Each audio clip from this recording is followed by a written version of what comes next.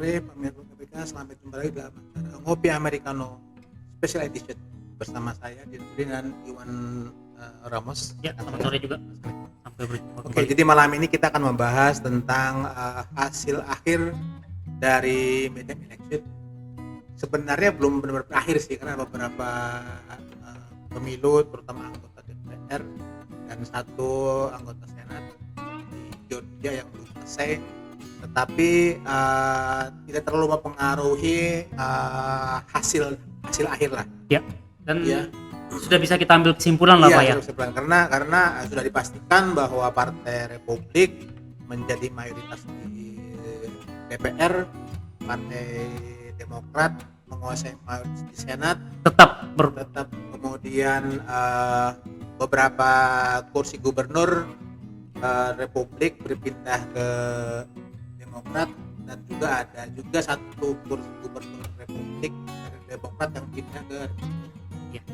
Cuman yang pasti bahwa hasilnya itu di luar perkiraan, terutama Partai Republik sebagai partai yang mengharapkan ada red wave, tapi ternyata hanya riak-riak kecil aja.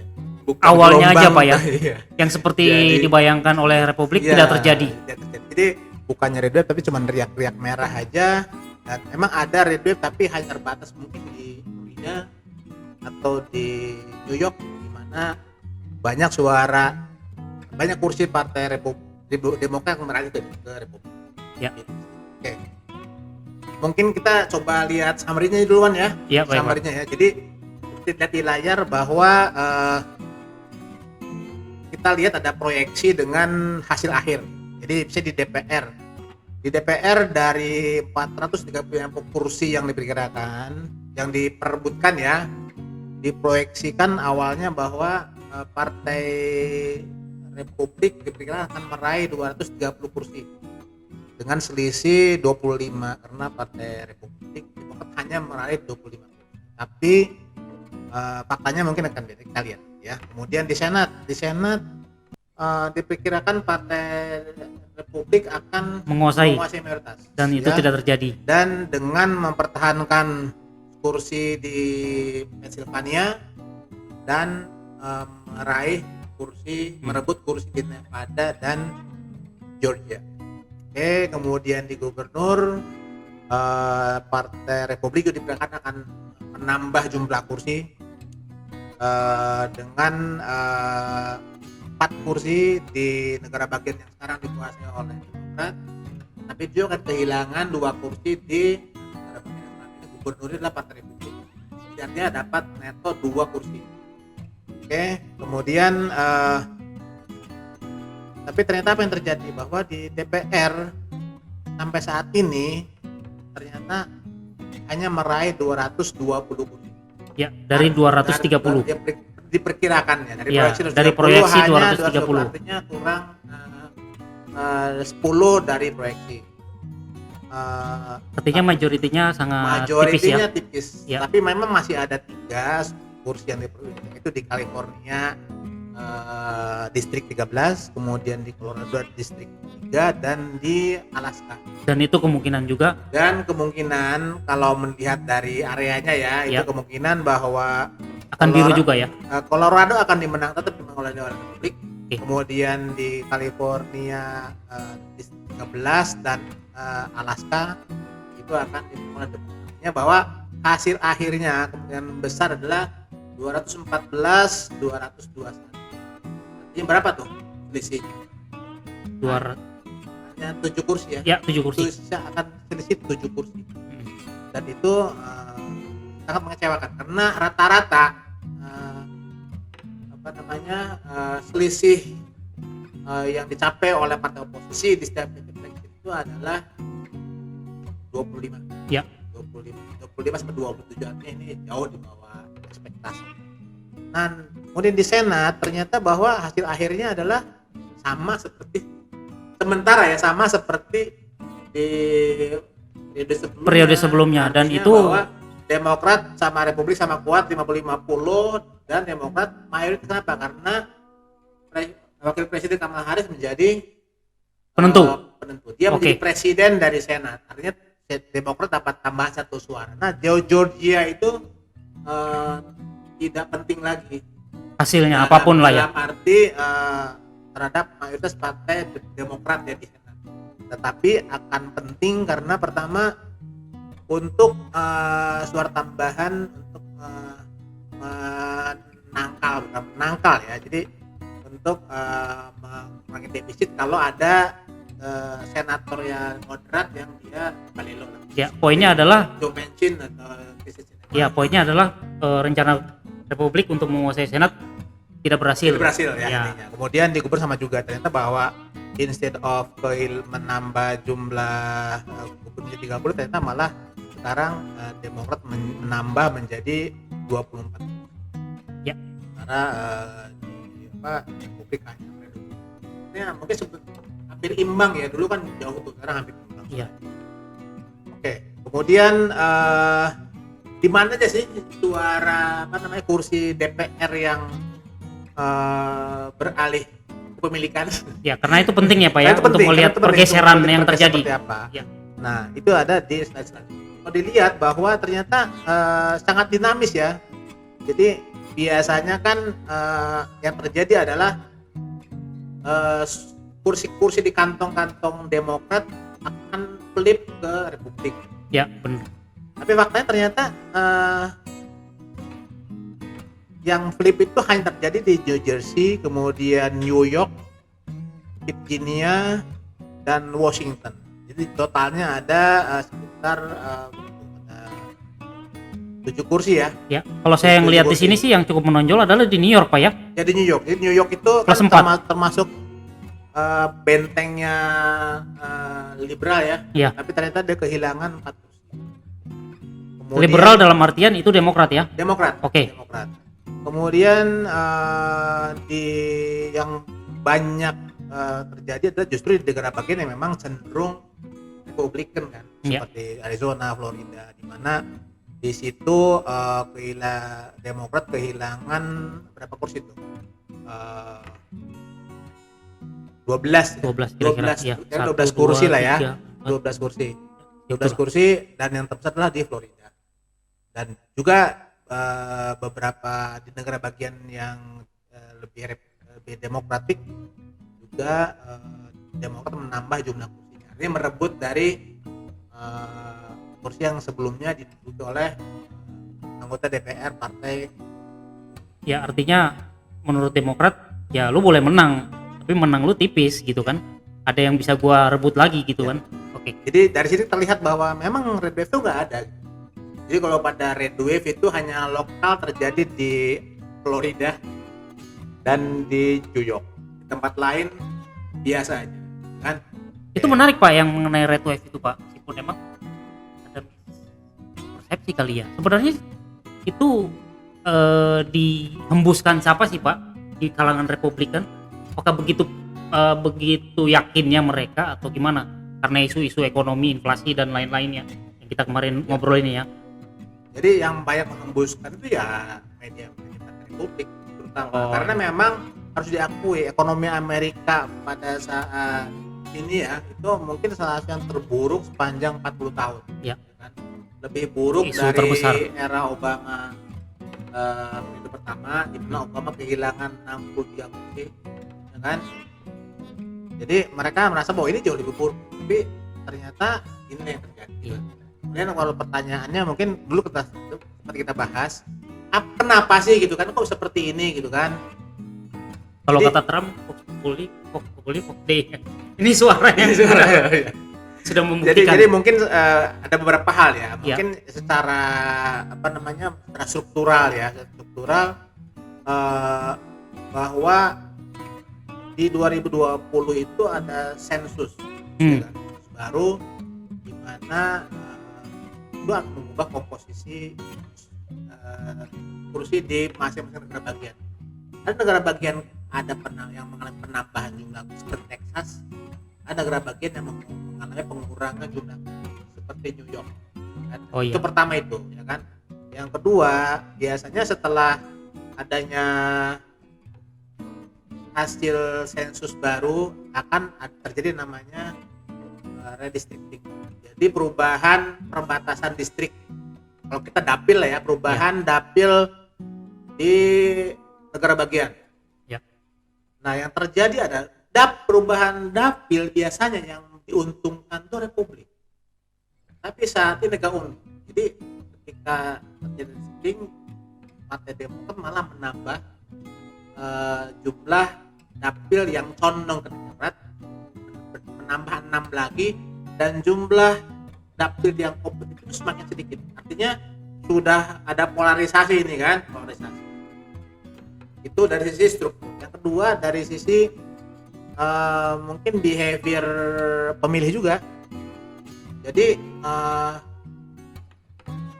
kampanye atau apa ya, agitasi whatever namanya yang dihembuskan oleh media bahwa akan terjadi kampanye partai itu membuat pemilih juga semakin terpolarisasi dan semakin ekstrim ya, sehingga kalau pengamat menyebut sebagai calcification. Jadi masih udah membatu lah ya masing-masing pihak itu, sehingga mereka sudah nggak peduli lagi dengan, pokoknya dia udah nggak lihat calon, kualitas calon, tidak melihat programnya, yang penting dia Demokrat gua pilih, dia Republik gua pilih. Jadi gitu kan. sudah di level seperti itu. polarisasi sudah mengeras ya. Sudah mengeras gitu kan, sudah mengeras. Jadi seperti itu. Ya. Oke, kemudian dan jangan lupa nanti ada satu isu lagi yang akan kita lihat ya, bahwa isu yang sebelumnya tidak muncul, yang hanya muncul pada midterm election. Oke, jadi ini adalah satu hal lagi ya yang mungkin akan nanti berdampak pada Pilpres di 2024, adalah bahwa struktur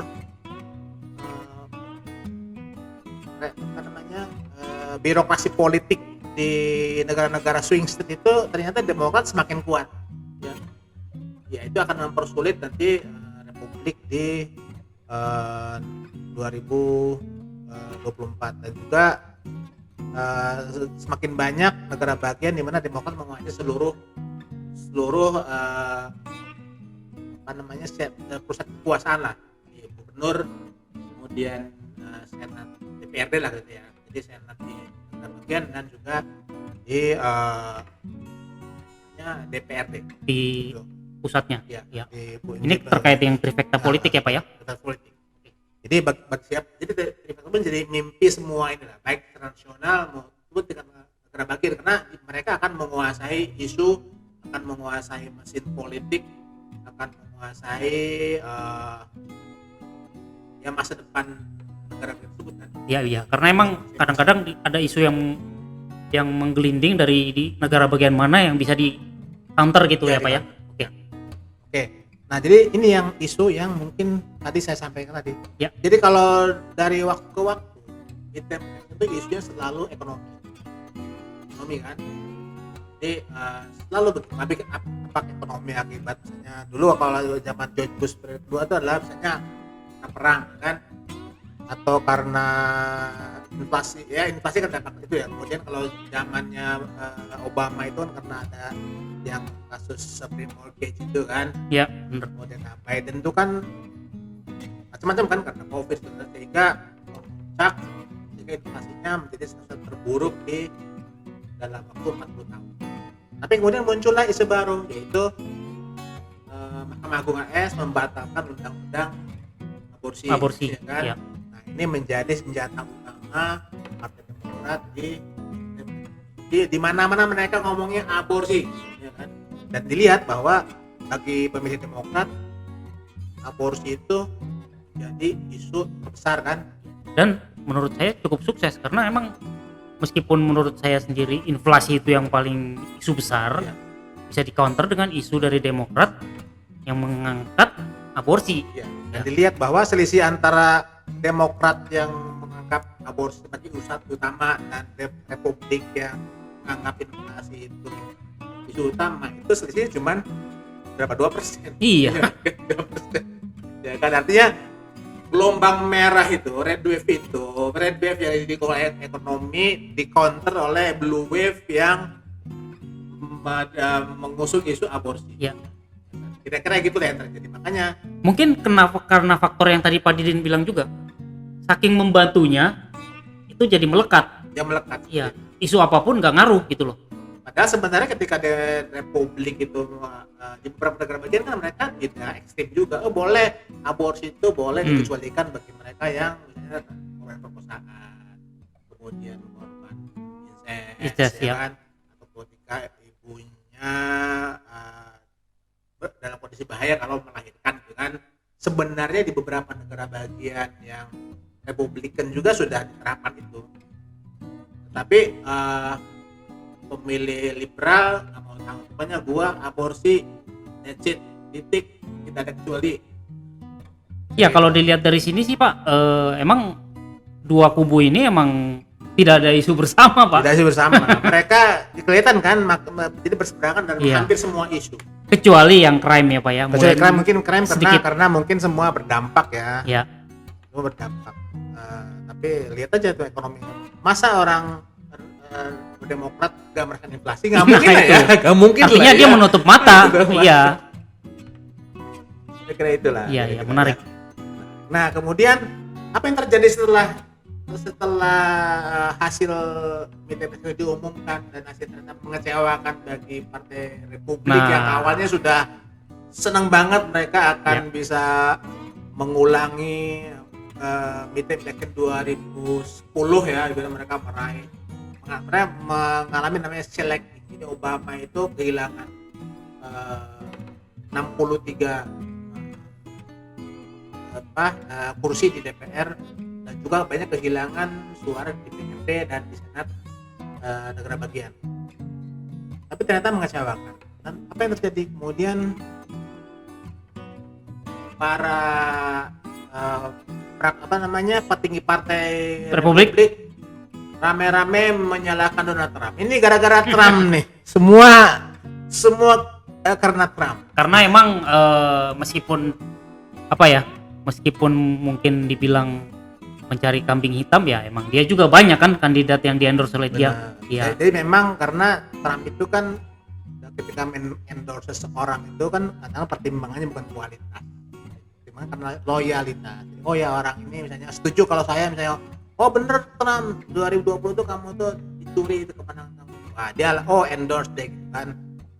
Atau dia terkenal kayak misalnya Muhammad Oz kan, dia karena terkenal kan, wah ini terkenal kayak gue dulu deh TV, berarti kayaknya dia peluang akan besar ketika dia mungkin mencalonkan menjadi senator di Pennsylvania. Padahal terbelakang ternyata dia bukan orang Pennsylvania. Ya kan, itu yang menjadi masalah. Jadi emang keputusan memilih kandidat itu sangat personal Trump ya. Sangat personal. Dia sangat personal, tidak mempertimbangkan banyak aspek. Sehingga tidak heran kalau Muhammad kalah. Kemudian Laksalt juga kalah ya. Kemudian Donald Nixon kalah juga di Michigan. Kemudian Masters itu di Arizona kalah juga. Kemudian itu, jadi banyak sekali lah. Oke, kemudian dampak selanjutnya apa? Dia setelah Trump disalahkan, kemudian kalau Trump kan udah biasa dia disalahkan. Karena hasil meeting electionnya di bawah ekspektasi, dia mencalonkan diri kan. Dia menjadi orang pertama yang mencalonkan diri dalam untuk menjadi calon presiden di 2024. Terus apa yang terjadi kemudian? Adalah para mega donor mereka menolak, enggak deh gitu, gue udah cukup deh dengan Trump gitu kan. Ya. Jadi baik mega donor maupun media, terutama media punya Rupert Murdoch ya, dia menolak untuk mendukung Trump, dan juga beberapa media konservatif. Meskipun saya yakin banyak media sayap kanan yang tetap mendukung Donald Trump ya. Meskipun saya belum terlalu melihat itu sih, tapi saya yakin itu kan. Kira-kira tapi itu yang dari Fox terutama Pak ya? Dari si Rupert Murdoch ya? Ya mungkin Fox, kemudian terutama kalau Fox tuh masih imbang lah ya. Mungkin terutama New York Post, Wall Street Journal, kemudian Washington Times. Itu udah terlihat kecenderungannya ya? Lah. Dari headline mereka sudah kelihatan ya bahwa mereka memang tidak akan mendukung Trump dalam kampanye primary maupun nanti ketika misalnya Trump menang di pilpres pun akan dilihat juga sih nanti. Kalau udah menang misalnya gimana, itu nanti kita diskusikan lebih lanjut. Iya. Ini menarik Pak, karena emang timing gagalnya Red Wave dan langsung mendeklarasikan pencalonannya kan, artinya Trump itu nggak, pasti ada alasannya lah Pak ya, bahwa saya harus cepat-cepat nih memutuskan ini. Alasannya sebenarnya kalau menurut beberapa pengamat karena kan dia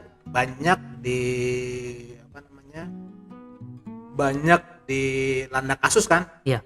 Itu salah satunya ya. Salah satunya. Contohnya kasus dia misalnya tentang penggelapan pajak di New York ya kan. Kemudian yang soal 6 Januari. Itu sudah pasti. Kemudian yang soal dokumen rahasia ya kan Mar-a-Lago gitu. Jadi karena di Amerika biasanya kalau seseorang itu mencalonkan menjadi calon presiden misalnya, biasanya kasusnya itu misalnya ditunda dulu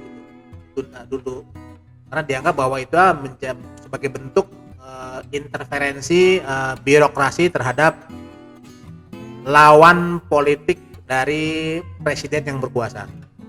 Jadi itu biasanya membuat persepsi orang bahwa ini politis nih kalau membawa dia ke ranah hukum ya.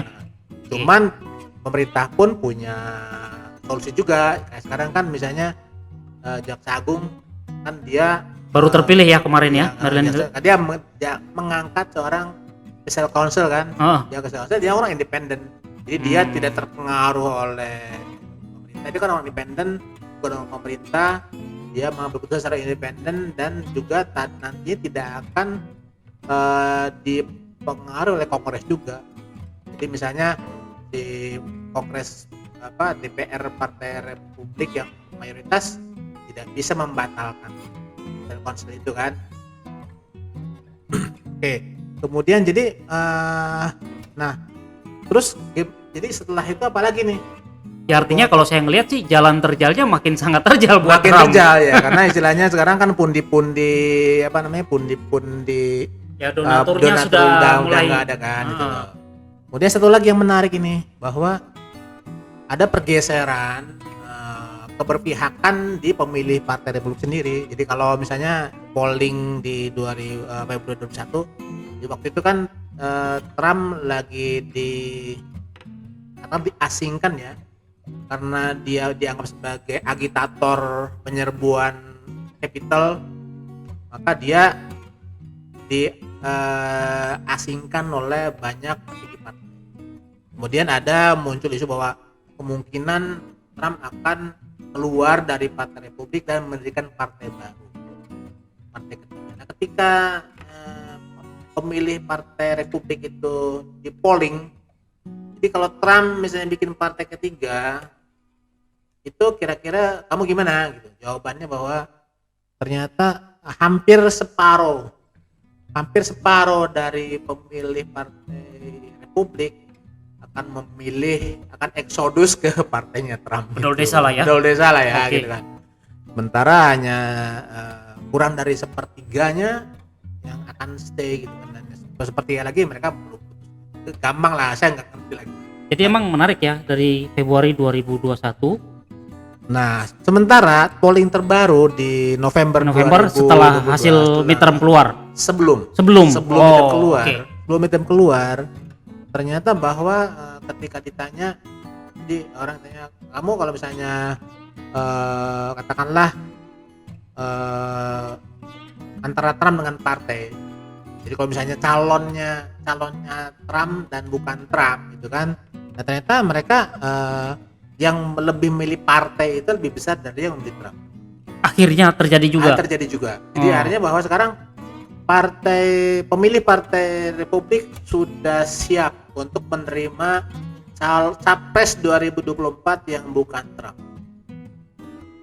Jadi itulah maka saat ini ya, seperti Iwan tadi, bahwa memang perjalanan Trump itu semakin terjal. Kalau saya ngelihat sebenarnya sudah mulai finish Pak. Sudah finish. Tapi bagi Trump bukan ya? Bagi Trump nggak ada. Ya dia pantang menyerah. Bagi Trump nggak ada. Balik lagi Pak, karena emang situasi yang mungkin kalau saya mencoba melihat dari kacamata Trump,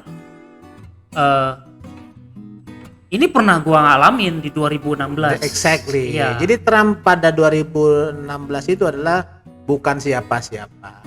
Hmm. Malah dia tuh seorang bekas anggota Partai Demokrat. Tidak ada donor yang mendukung kampanyenya, dicuekin media, ya kan? Kemudian memang kan dia mencalonkan sekitar Belum dimusuhin ya. belum dimusuhin. Jadi Dicuekin aja. Pada dicuekin. Jadi pada dia itu sebenarnya pada bulan mencalonkan pada bulan Juni 2015 mendeklarasikan saya akan mencalonkan diri menjadi bakal calon presiden Partai Republik. Artinya dia akan masuk ke primary kan. Nah, kemudian kita lihat itu kan itu kan deklarasinya 2015 ya. Iya. Jadi hampir setahun kemudian elektabilitas Trump itu masih, jadi kalau di bawah itu belum kelihatan tuh. Dan Januari jadi dari Juni Awal-awal malah cenderung begini kan? Gak kelihatan. Iya. Jadi Trump itu di bulan Januari, Februari, jadi mulai muncul di pertengahan lah. Pertengahan tuh mulai muncul 5%. Mulai stabil dia menanjak. Kemudian naik ke 9%. Tapi waktu itu kan yang menjadi calon yang paling diunggulkan itu adalah Jeb Bush.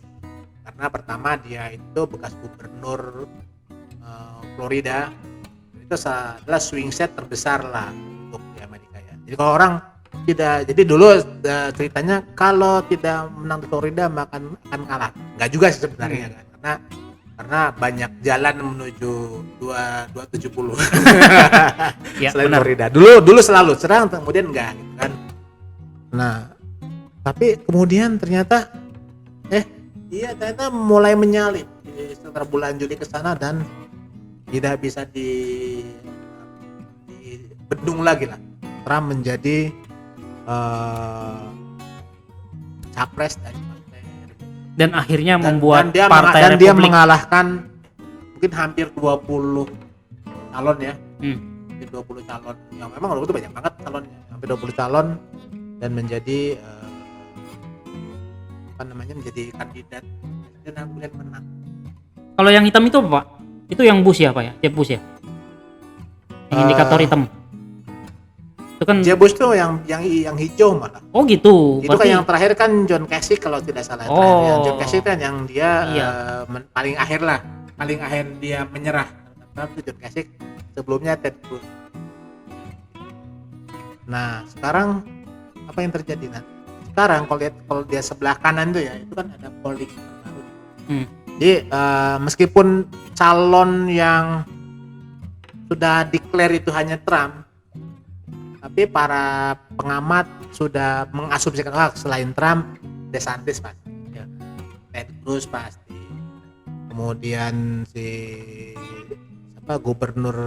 bekas gubernur Maryland itu Larry Hogan tuh pasti, kemudian Nikki Haley pasti, ada beberapa calon lagi ya itu. Dan mereka udah mulai tuh polling tanya siapa nih, ternyata Trump itu masih saat ini itu masih mendominasi. Jadi selisih dengan pesaing terdekat Ron DeSantis itu masih 2 digit, antara bisa sampai 2, di sini kan rata-ratanya 21%. Jadi selisih Donald Trump dengan DeSantis itu 21%. Nah, pertanyaannya apakah akan bertahan?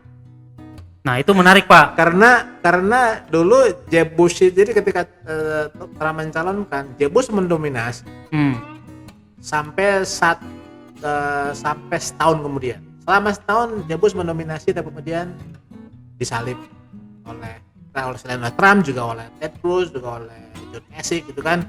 Nah, sekarang pertanyaannya apakah ini akan bertahan? Mungkin ada beberapa faktor ya. Pertama itu adalah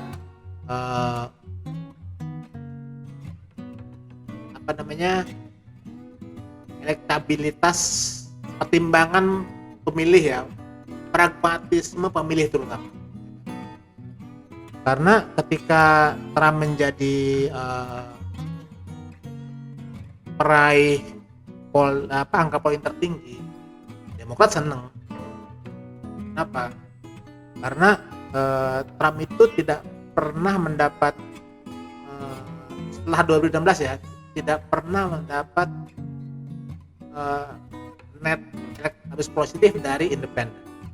Di buktinya di situ independen. ya. Karena kan kalau kita bicara sebelumnya bahwa di Amerika itu kan ada 3 elemen ya, ada pemilih liberal, konservatif, sama independen. Ya. Itu kan independen itu kira-kira hampir sepertiga juga sih. Jadi sepertiga gitu. Jadi orang bisa menang kalau bisa presiden capres bisa menang kalau dia bisa memenangkan hampir mayoritas pemilih partainya sendiri dan mayoritas dari pemilih independen. Ya. Nah, itu. Jadi Trump itu yang jadi masalah ya kan. Jadi mungkin sebenarnya yang paling bijak itu Trump itu legowo untuk mundur. Cuman apa gitu? Apa yang bisa ditawarkan oleh tinggi partai bagi Trump? Apa kompensasinya gitu? Itu yang mungkin Jadi ada beberapa skenario kira-kira apa ya? Jadi kalau memang peluangnya pasti kalah ngapain maju kan? Tapi Ya. kira-kira Trumpnya mau mundur nggak sih gitu kan? Itu masalah.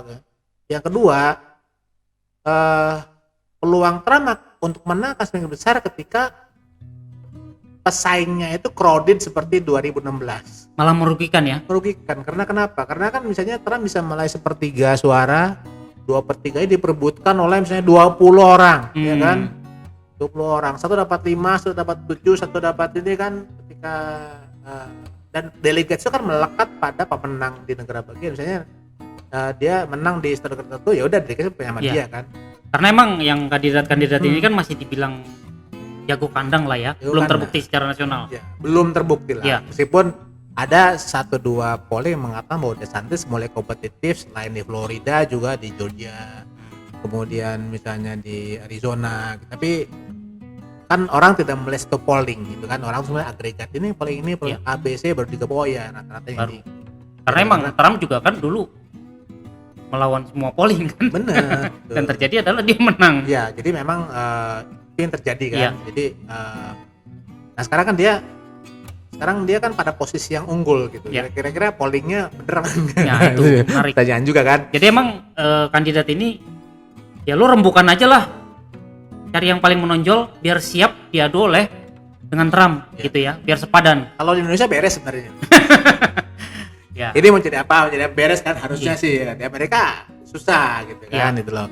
Tapi masih jauh sebenarnya. Kan ini kan 2024, sekarang baru 2022. Jadi masih ada kan primary aja kan mulainya di awal 2024. Jadi perjalanan masih panjang. Jadi, Mulai kelihatan mengerucut itu di kapan Pak? Mulai di 2003-nya kah atau udah masuk ya ke nanti 2024? sebenarnya kalau belajar dari 2016 sebenarnya kan itu kan nanti ya ketika mendekati itu aja di primary di tengah-tengah lah sebenarnya. Kayak Joe Biden kan sampai di awal primary dia nggak diunggulkan. Dia mulai diunggulkan setelah dapat endorsement dari anggota DPR dari South Carolina, ya kan? Karena dia merupakan ketua kaukus pemilih kulit hitam lah ya, dan kulit hitam itu adalah menguasai sepertiga suara primary-nya Partai Demokrat. Jadi nanti tetap dilihat, dia masih jauh lah. Jadi emang Dinampingkan karena masih emang banyak variabel jadi susah diperkirakan ya. Cuman yang pasti saya memperkirakan bahwa Partai Republikan tidak terlalu fokus ke ini, ya kan? Mereka akan lebih fokus kepada bagaimana mereka bisa melemahkan, menurunkan elektabilitas Joe Biden dengan mereka menguasai DPR. Dengan raihan yang Meskipun mereka tidak maksimal lah. Meskipun mereka susah juga karena Iya. kan dengan selisih hanya 7 kursi, sementara banyak kursi-kursi yang flip itu kan dari kantong-kantong Joe Biden Iya. di Pilpres 2020 kan. Jadi ada beberapa kursi yang sebenarnya di Joe Biden di sana menang lebih dari, jadi misalnya begini aturannya. Kalau Joe Biden atau presiden yang berkuasa sekarang itu menang di satu dapil itu kurang dari 5%, maka dapil dianggap sebagai dapil yang tosap, dapil yang swing lah ke sana ke sini kan. Tapi kalau di atas 5% itu itu dianggap sebagai dapil yang condong ke partai yang berkuasa, Oh. ya kan? Ya, Gitu loh. karena Padahal banyak kursi-kursi itu yang flip justru di area-area di mana Joe Biden menang lebih dari 10%.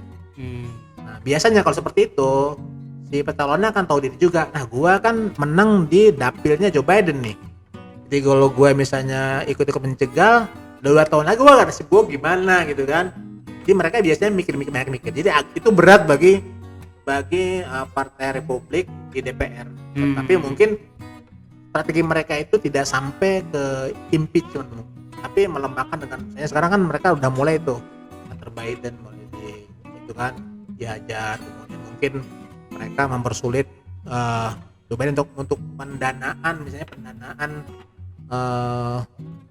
menaikkan debt ceiling kan, debt ceiling dipersulit, kemudian mungkin nanti bantuan ke Ukraina akan dipangkas, ya kan, karena tetap aja meskipun terjadi di Eropa, ketika konflik di sana maka dianggap Biden kamu gagal dalam politik luar negeri, gitu kan. Di dalam negeri untuk pendanaan federal dipangkas, maka banyak program-program federal yang nggak jalan, lu gagal memperbaiki perekonomian, gitu kan. Tapi kan akan tidak terlalu berpengaruh dengan mengingat dominasi di dua itu kan, Ya, tapi di DPR dan Senat ya, agak susah untuk ya susahnya karena ya susahnya itu kan keputusan di Senat atau di DPR itu pasti akan direvisi di Senat kan. Iya. Tapi kan itu kan proses yang susah juga gitu kan. Jadi itu. Kemudian yang kedua adalah bahwa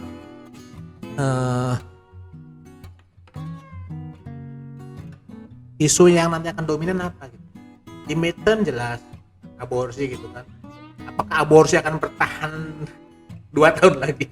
Nah, jadi emang membuat isu yang sebenarnya nggak perlu dibesar-besarin, itu susah Pak ya. Gitu sedangkan loh. inflasi ketika masih akan terjadi dan makin buruk. Ketika misalnya ketika misalnya isu aborsi itu sudah tidak penting lagi, Sudah kurang udah relevan. nggak relevan lagi, kemudian ekonomi mulai terasa, benar juga ya ternyata inflasi mulai kerasa. Dan itu bisa membuat orang berubah lagi ya.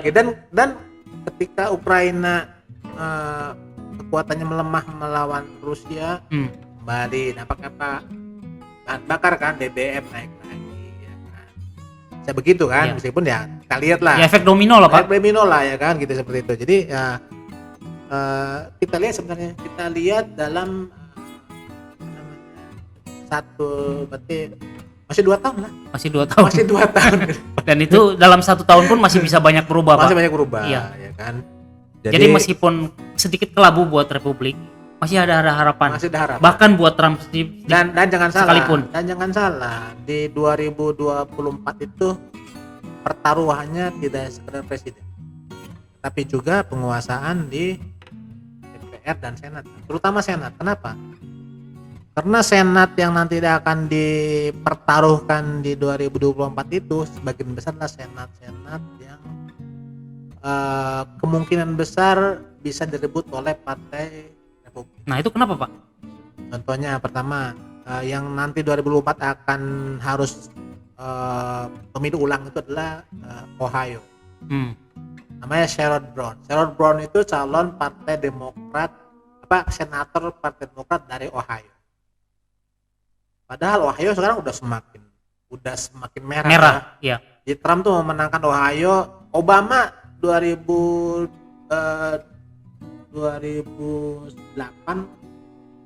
2012 kalau nggak salah dia memenangkan Ohio. Tapi kemudian Donald Trump memenangkan Ohio 8%. 8% udah merah lah ya. Udah bukan, jadi zaman Obama masih swing state. Donald Trump Membuat merah. Itu sudah menjadi red state kan. Jadi akan susah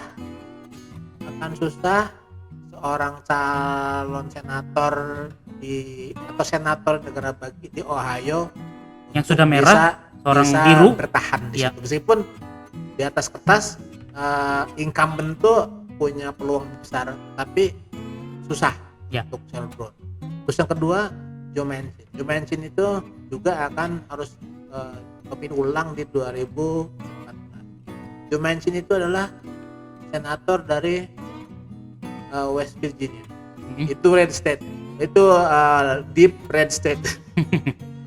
Dia menjadi makhluk yang langka karena hampir semua senator Partai Demokrat di red state, Ohio kan sempat jadi swing state, yang red state itu sudah tersapu habis.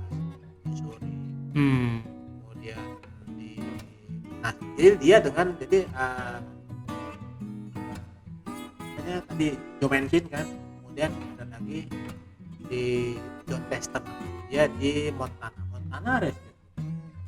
Jadi dua orang itu makhluk yang langka, anomali lah ya Pak ya. Anomali. Nah, kemungkinan besar karena sekarang sudah sangat partisan, sudah sangat membantu lah ya politik aduan. Jadi kemungkinan besar dua orang itu ditambah dengan Sherrod Brown itu akan kalah. Jadi nanti berpeluang mereka bisa ikut lagi. Mereka kan re-election. Lagi. Mereka kalau re-election ya. Kalau senator kan sama DPR nggak ada batas. Iya benar-benar. Re-election. Tapi kan mereka udah masanya lagi 6 tahun kan. Iya. Paling tidak itu di 3 negara bagian, di samping beberapa negara bagian, misalnya Wisconsin. Ada kan Wisconsin itu kan ada calon senator Demokrat yang harus bertarung juga. Sebentar Wisconsin kan semakin merah ya. Wisconsin, kemudian ada juga yang saya lupa. Sebenarnya ada satu lagi yang kemungkinan juga akan bisa flip ke Republik. Di 2024 meskipun misalnya Demokrat itu menang, perjalanan ke depannya itu akan sangat berjalan buat mereka. Karena emang situasi di dalam negeri dan luar negeri pun tidak bersahabat ya, tidak kondusif. Nanti mungkin kita menunggu siklus lagi di mana ada negara-negara seperti Arizona kan sekarang semakin biru kan. Ohio semakin merah, semakin merah, Arizona semakin biru. Kemudian mana lagi ya, kemungkinan Georgia masih swing state lah, masih tetap di dominasi. Tapi paling tidak 2024 akan menurut saya akan menjadi sebuah titik balik ya, di mana Republik akan masukin masa kejayaan, meskipun mungkin mereka kalah di Pilpres. Ya. Ada titik balik lah ya. Titik balik. Tapi kedepannya tetap aja sih. Nanti kan selalu kalau ingat siapa Gubernur California, Arnold Schwarzenegger. Nah, itu dia. Ya kan setelah Arnold kan kemudian selalu Demokrat. Ya karena ya faktornya banyak lah ya kalau di Amerika tuh ya. Jadi kadang-kadang satu faktor kecil bisa menjadi isu yang sangat besar karena hal-hal tertentu. Jadi bisa dibilang sebenarnya Trump ini belum finish juga ya Pak ya? Belum finish ya. Jadi saya bilang 2 tahun ke depan tuh masih banyak isu yang mungkin akan merubah keadaan, membuat Trump bisa lebih kompetitif seperti itu. Kemudian kan pada akhirnya kan pendukung maupun para petinggi partai itu kan pragmatis. Ya kan, lu maunya lu menang apa enggak? Seperti Indonesia kan, misalnya ada partai yang dia punya calon dari orang dalam gitu kan, kemudian ada calon luar yang lebih potensi, kan pilihannya gitu. Lu mau menang apa ego lu? Ego iya kan, balik lagi. Kan balik ke situ kan itu loh. Saya tahu Pak, partainya itu apa Pak? Oke. Jadi itu aja. Saya kira Pak politik selalu dimanapun selalu pragmatis lah ya. Ya. Dan ya kita lihat aja. Menarik. Tetap kita akan bikin, kan selalu isu kan tidak selalu politik yang besar ya. Kita isu kecil kita nanti bicarakan. Tetap kopi americano tidak akan terbatas pada midterm election atau presidential election. Kita ada isu-isu yang menarik ya, yang mungkin lagi bicarakan dan nanti mungkin berdampak bagi bagi pertarungan di politik Amerika, dan mungkin berdampak pada kebijakan luar negeri yang mungkin juga akan berpengaruh terhadap Indonesia. Oke, jadi intinya adalah meskipun hasilnya tidak bagus buat republik dan semua Trump menjadi kambing hitam, Ya. itu bukan sesuatu yang selesai Ya. bagi si Trump. Karena politik itu adalah pertarungan abadi lah. Selama Hmm. negara itu ada, itu kan akan selalu Semua ada- bisa dibicarakan. Semua dibicarakan dan semua bisa berubah. Oke. Ya, baik. Terima kasih. Diskusinya. Oke, itu saja pembicaraan sore hari ini. Semoga bisa memberi wawasan baru ya mengenai apa yang terjadi kita. Kita akan jumpa lagi pada sesi Americano berikutnya. Selamat sore.